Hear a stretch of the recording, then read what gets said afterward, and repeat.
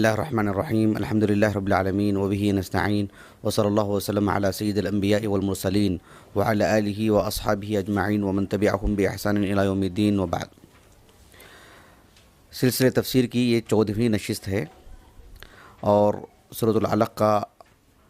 ابتدائی حصہ آپ کے سامنے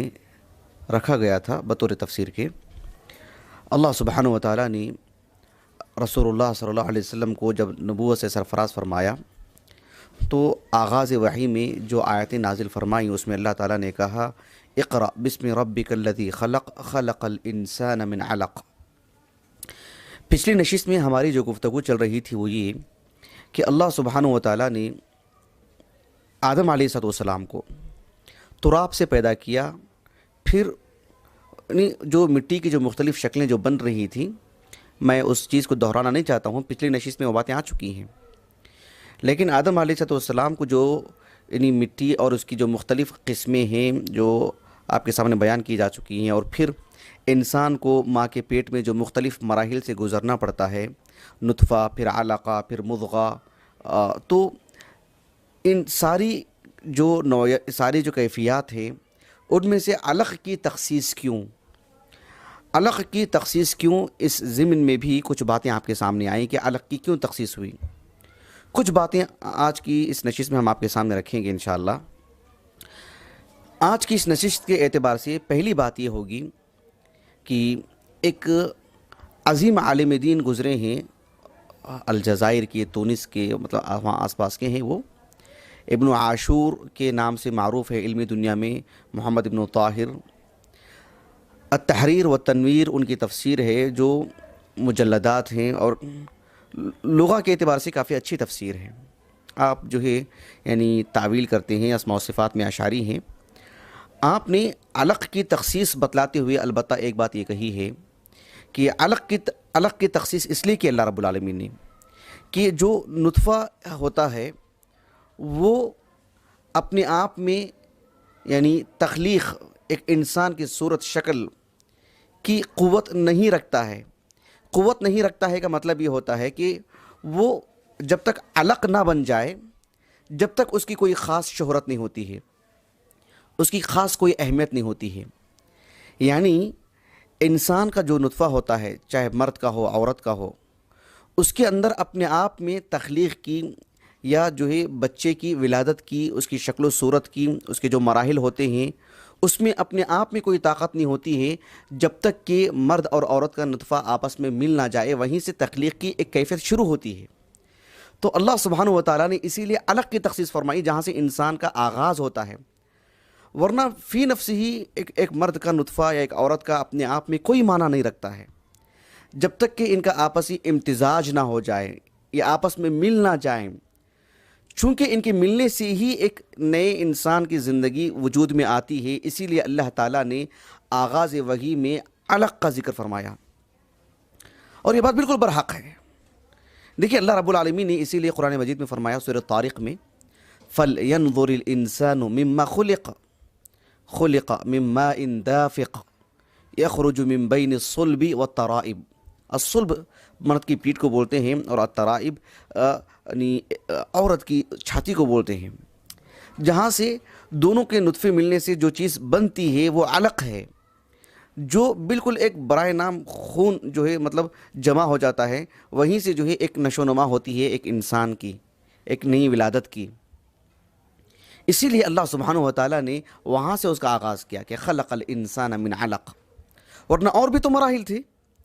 آغاز وحی کے طور پر اس مرحلے کو ذکر کرنے میں یہی حکمت ہے۔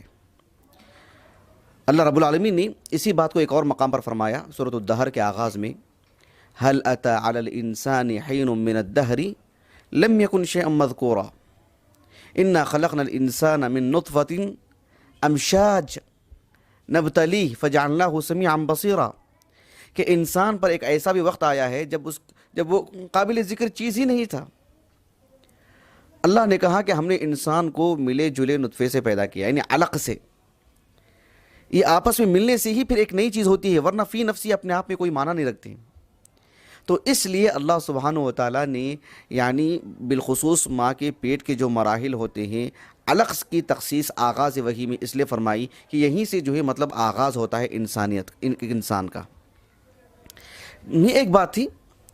دیکھیے اس ضمن میں ایک حدیث بھی آتی ہے، اللہ کے رسول علیہ الصلوۃ والسلام کے ایک صحابی انس بن مالک رضی اللہ عنہ، وہ انسان کی رحم مادر میں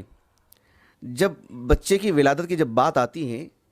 تو اللہ سبحانہ و تعالیٰ یہ فیصلہ فرماتا ہے کہ وہ مخلقہ ہوگا کہ غیر مخلقہ۔ مخلقہ کہتے ہیں یعنی جس کی ولادت صحیح ہو، نشو و نما صحیح ہو، وہ انسانی شکل اختیار کرنے کی طاقت اس کے اندر آ چکی ہو، یا اس کے اندر آنے کا فیصلہ اللہ نے کر لیا ہے،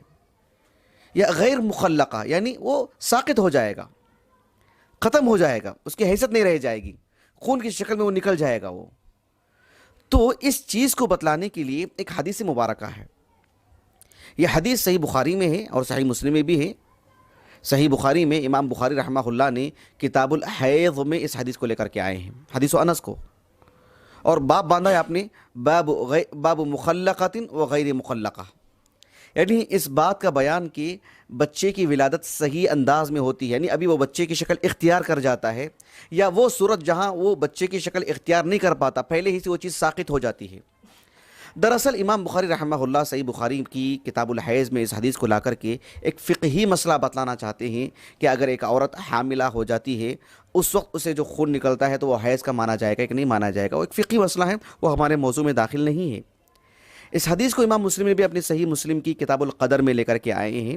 اور امام نووی نے باب باندھا باب کیفیت خلق الآدمی فی بطن امہ، کہ ایک انسان کی ولادت اس کی ماں کے پیٹ میں کیسے ہوتی، کیسے نشو نما پاتا ہے، کیسے بچے کی شکل وہ اختیار کر جاتا ہے۔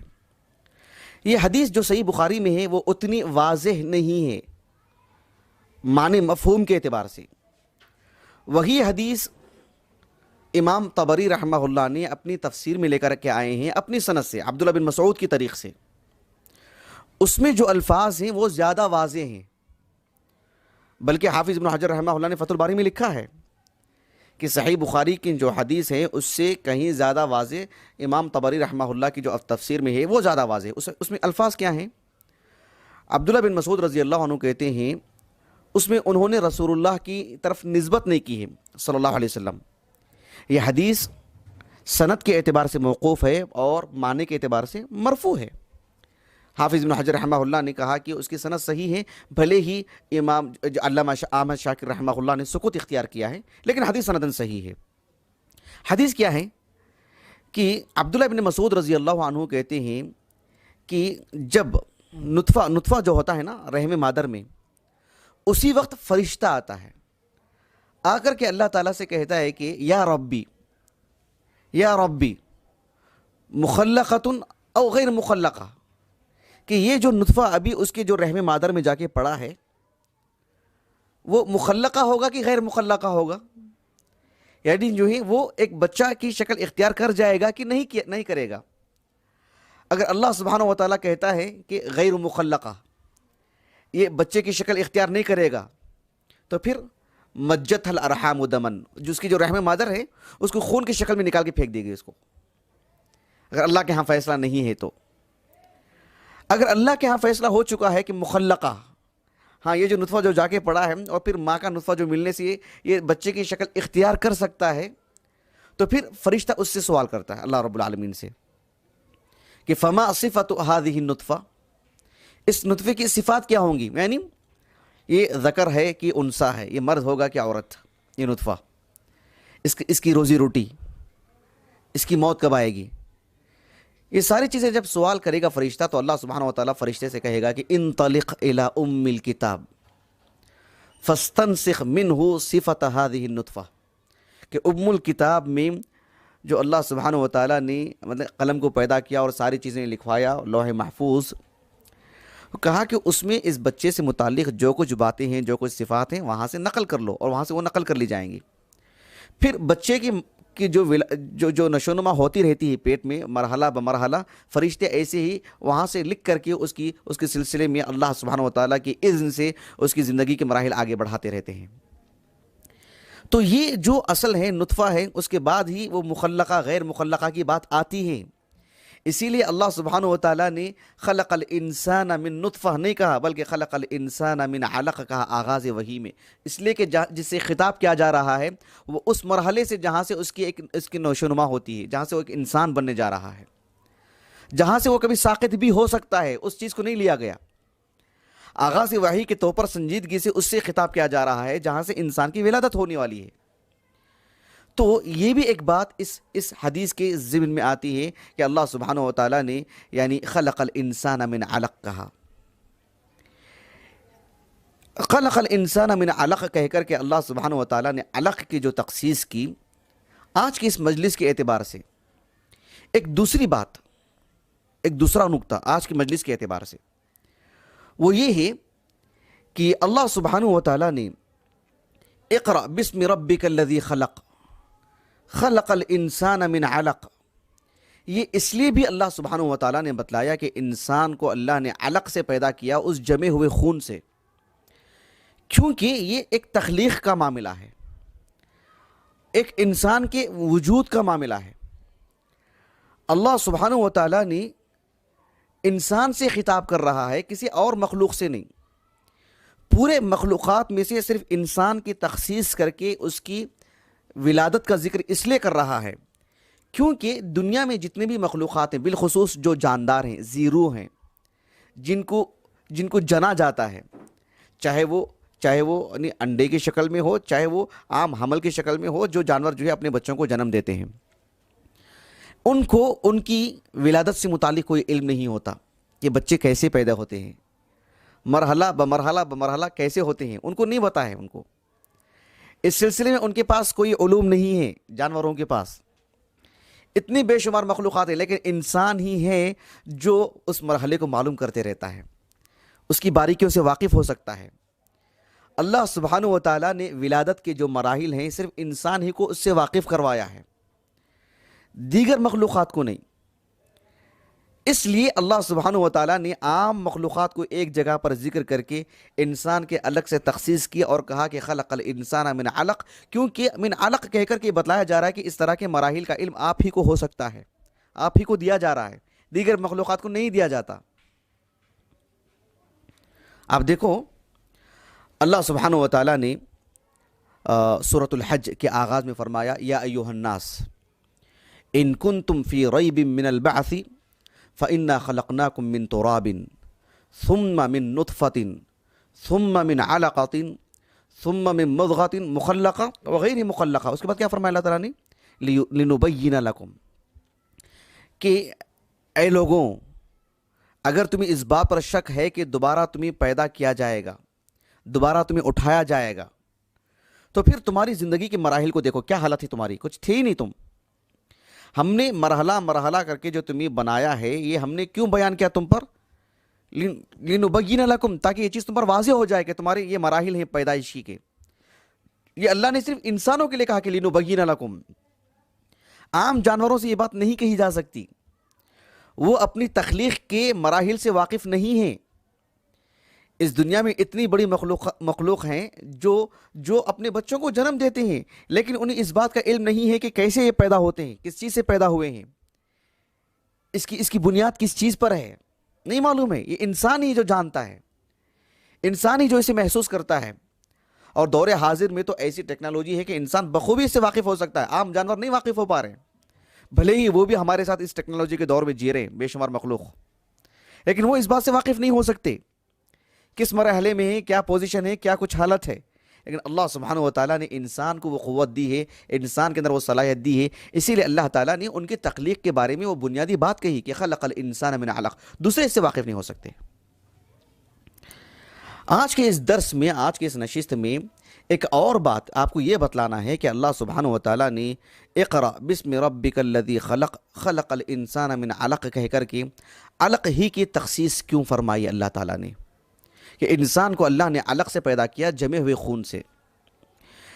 اس لیے بھی کہ ایک عجیب بات ہے جو شیخ الاسلام ابن تیمیہ رحمہ اللہ نے بیان فرمائی ہے، لیکن انہوں نے اس بات کو کہاں لکھا، ان کی کتابوں میں، اس کے مضان میں